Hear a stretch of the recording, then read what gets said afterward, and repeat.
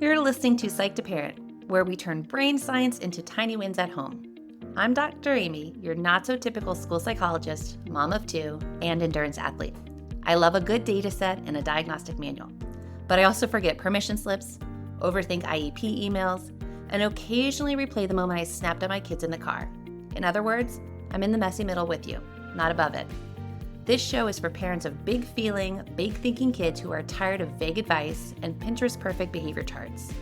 Each episode, I'll pull back the curtain on what I see in real evaluations, school meetings, my private practice, and my own kitchen, and translate the research into simple scripts, tiny routines, and nervous system friendly tweaks you can actually use. Think of it as a nervous system rehab meets mindset coaching meets a smart, slightly spicy, non-judgy friend in your earbuds. We'll take one real life challenge at a time and shrink it down into 1 or 2 tiny wins you can start this week. No perfection, no 47-step sticker systems, just small, repeatable shifts that add up over time. Quick legal-ish note in plain English.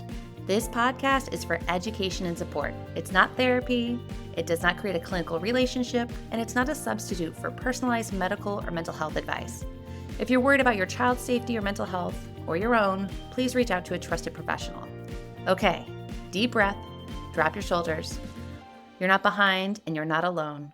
Let's get psyched to parent. It's 7:14 a.m. and I'm standing at the kitchen island with my coffee going cold, staring at the calendar like it's personally betrayed me.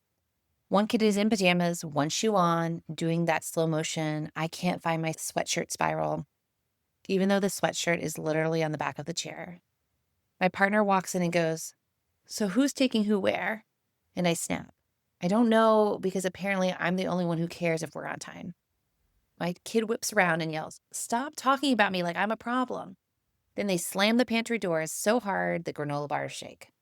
And that's the moment I realize we keep trying to solve a reoccurring problem in a crisis. We're doing emergency management at 7:14 every single day, and it's making everyone miserable. So instead of another morning fight disguised as logistics, I said, okay, we're not doing this anymore. Tonight, we're having a family meeting. Hey, welcome back to Psych to Parent. I'm Dr. Amy, school psychologist and parent coach. And around here, we do warm, nerdy, brain-based parenting support for strong-willed, big-feeling, big-hearted kiddos. In this episode, we're talking about family meetings, not the Pinterest version, not the everyone sits calmly and speaks in full sentences version. I mean a tiny weekly reset that does 2 things. First, it makes the plan visible, so your house isn't running on mind reading and vibes. And second, it gives your kid a way to use their power in a useful direction, so you get less power struggle and more cooperation. By the end of this episode, you'll have a simple structure you can actually run, a way to keep it from becoming a tiny courtroom, scripts for the messy moments, and a tiny win experiment you can try this week. This is the part I have to say out loud. I'm great at expectations in my head. And then I'm mad nobody read my mind. It's humbling. And also, I don't want a family meeting because I'm naturally chill. I'm not. I want a family meeting because surprises make me feral. I like a plan. I like a calendar. And when our house runs on vibes, I get snippy. So if you've tried something like this before and it feels cringy, or your kid derailed it, or your partner rolled their eyes, I need you to know that doesn't mean you can't do systems. It means you try to build a system in a nervous system moment. Let's talk about the brain science and the why behind behavior. When we're rushed, hungry, late, overstimulated, your brain and your kid's brain slide into survival mode. And survival mode is not where your best problem solving lives. That's why the same exact issue, whether it's shoes, screens, homework, transitions, after school activities, keep exploding at the same time of day. Because your brain is like, fix it now. And your kid's brain is like, absolutely not. This feels controlling. Family meetings work because they move problem solving to a calmer window. So your nervous system has a fighting chance. And here's one of my favorite school psyche lines that matters at home too. Questions generate thinking. commands create resistance. When we stuff in directions all day, do this, do that, now, faster, strong-willed kids often do the opposite. But when we ask good questions, we draw thinking forth.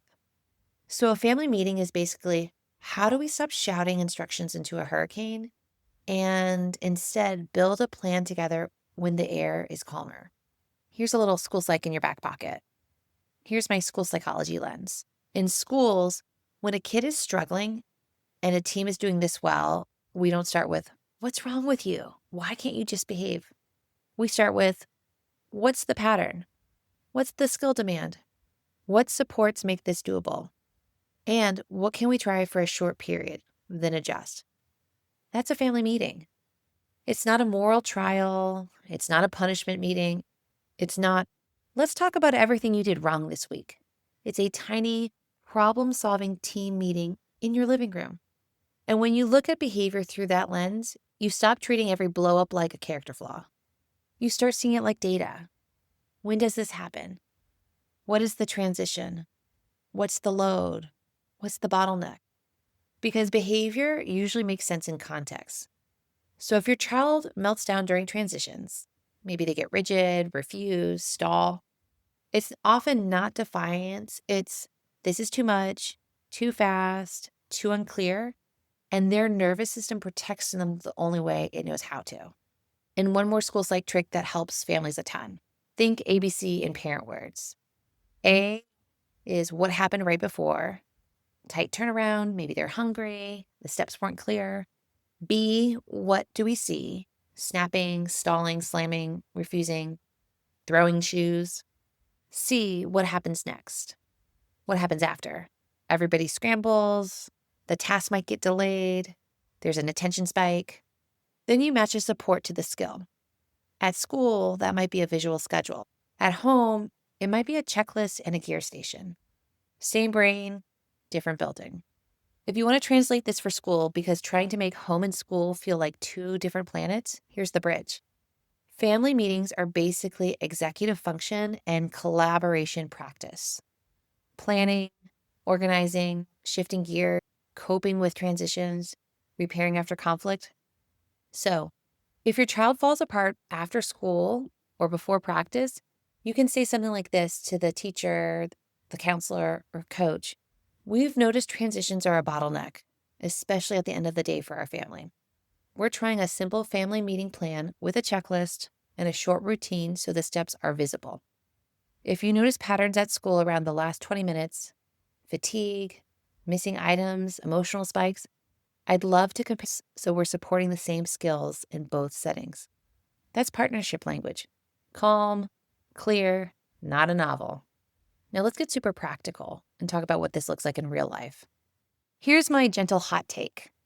A family meeting isn't a tiny Senate where your kids filibuster bedtime and you lose by popular vote. It's a pressure release valve and a clarity machine. If you use it to get compliance, it will turn into a weekly courtroom drama and everyone will hate it. But if you use it to make the plan visible, name the bottleneck, and run one tiny experiment, you will feel the whole house exhale. And you know what else that does? It forces us to shine a flashlight on the good stuff, not just the tricky stuff. Because your family meeting can absolutely include celebrating a good report card, planning a birthday party, cheering someone on for doing something really hard, talking about a fun thing you want to do together, naming a win at a tournament. That counts. That's part of the alignment. Here's the structure that I want to give you that helps with creating a family meeting that is maybe 12 to 15 minutes on purpose. This is a structure. Keep it short. You can literally read this the first few times. First, start with appreciations, about 2 minutes. Each person says one. It can be something like, something I appreciated this week, or you can say something that went okay. Now, if your kids roll their eyes, you just say, cool, we're doing it anyway. You can do one sentence. Number 2, look ahead. What's coming up this week that might make things harder? Is it sports, late work meetings, tests, appointments, a weird schedule day? Number 3, pick one agenda item or bottleneck, not 5, 1. You can ask the question, what's the one thing we want to make 10% easier this week? Number 4, brainstorm solutions. I like to spend more time brainstorming solutions than I do identifying problems because I believe there's lots of ways to solve a problem and we can get really creative here. With brainstorming solutions, we're not debating yet. They're just ideas. All ideas are welcome as long as they're kind. Wild ideas are allowed. Practical ideas allowed. You can use your robot voice to share your ideas. Number 5, choose one experiment for 1 week. As a family, pick one idea you can all live with and assign who does what. And then this is the key. You review next week. Number 6, end with something light. Maybe it's a quick game, dessert, a silly question. This is not extra. This is the glue. Let me walk you through a real life example and what it looks like in my house. I like to call this the lacrosse sprint. So if you've been around for a while, I have 2 children. They're in elementary and middle school, and both of my kids play lacrosse. Super fun. I love watching it. I love going to their practices, watching their games and tournaments. And it's a privilege that I get to travel with them to see them do their different activities. But sometimes, my friends, the travel schedule and the practices and the gear, whoo! Sometimes it feels like we're coming in hot. So here's what happens with lacrosse at my house. Ours is getting out the door for lacrosse practice. It's that transition from school work mode into practice mode, and it's usually pretty chaotic. We're trying to do a quick turnaround where my kids come home from school, do homework. I'm probably still working. My partner's still working. We eat a fast, what we call first dinner in our house, where it's literally the first dinner, and then we have a second dinner after practice. Clothes get changed. We find all the gear, and then we have to be in the car on time. And even though practice officially starts at 6 o'clock, there's this unwritten, invisible rule that you have to be there at 5:45. That's super fun that no one tells you. I love that. And the loop is always the same. Someone can't find a cleat. Someone's stick isn't where it's supposed to be. And the water bottle situation is offensive. Like, this has been rolling around in the backseat for 2 days with questionable water offensive. So the problem isn't sports are busy. The problem is the transition is too tight. The steps aren't visible. And everyone's nervous system in my family is doing go, go, go, go, go, go, go at the same time. And then the smallest missing item turns into this full body stress response. I feel like it's usually over a water bottle. Because, of course, we have like a million water bottles in my house. But when you need a water bottle with a lid that actually fits it, you can't find it anywhere. So in a family meeting, we want to make it visible. Here's an example of how we would do it in my house. The brainstorm. Gear lives in one spot, period. Cleats go in the bag immediately after practice. We do a 2-minute gear reset the second we walk in the door. We pack the bag before first dinner. We make a simple checklist. Cleats, stick, mouthguard, water. We keep an emergency backup in the car. Then we choose one experiment that we're going to try for 1 week. This week, we're trying gear reset and checklist by the door. We'll test it for 7 days and adjust next meeting. Let's have a big feeling kid reframe and try and understand what their behavior might be telling us. If you have a big feeling, strong-willed kid, here's what I want you to remember. Refusing the meeting, derailing it, making jokes, acting bored. Often that's not being a jerk. It can be, I don't want to be blamed. This feels like a trap. I don't like attention on me. I'm anxious about disappointing you. I want power and I don't know how to use it safely. Family meetings done well send a different message. They say, you're not the problem. The problem is the problem. And we solve problems when we're calm. Also, if you have kids who are under 4 or kids who can't sit through it yet, that's normal. You can keep their role small, drawing nearby, holding the talking object once, being the snack captain, or you can do the kid-inclusive piece briefly and save the bigger planning for grown-ups after bedtime. Here's some parenting scripts you can try. Number 1, opening the meeting. Okay, team, this is our 12-minute reset. Timer's on.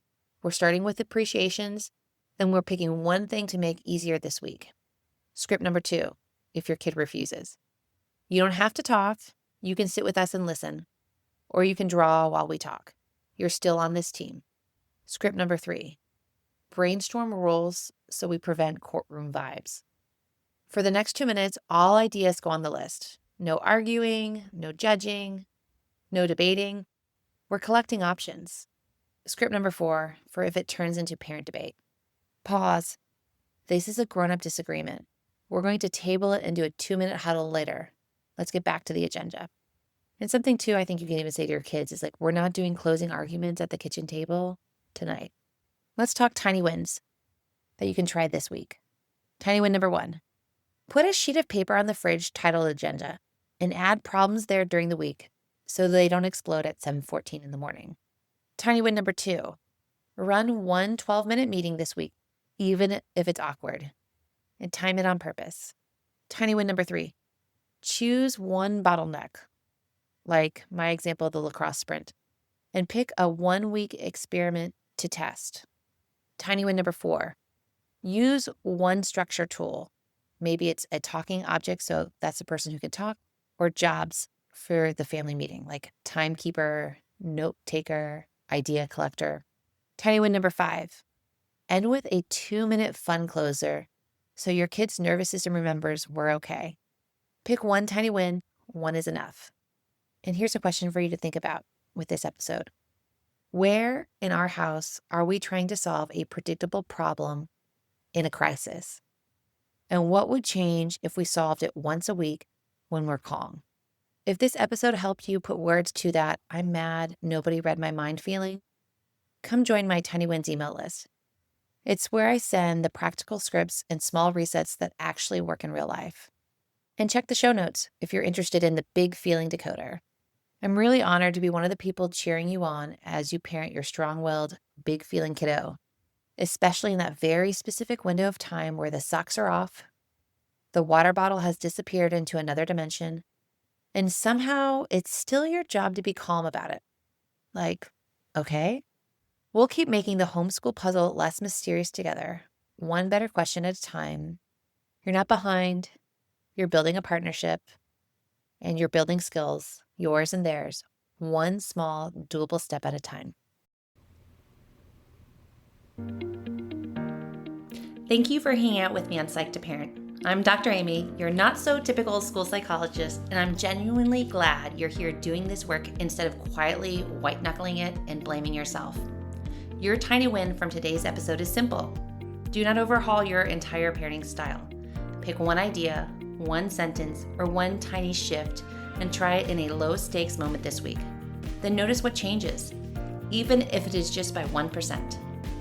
If you want more support, head over to psychtoparent.com. You'll find show notes, simple scripts, and parent-friendly guides that go with these episodes.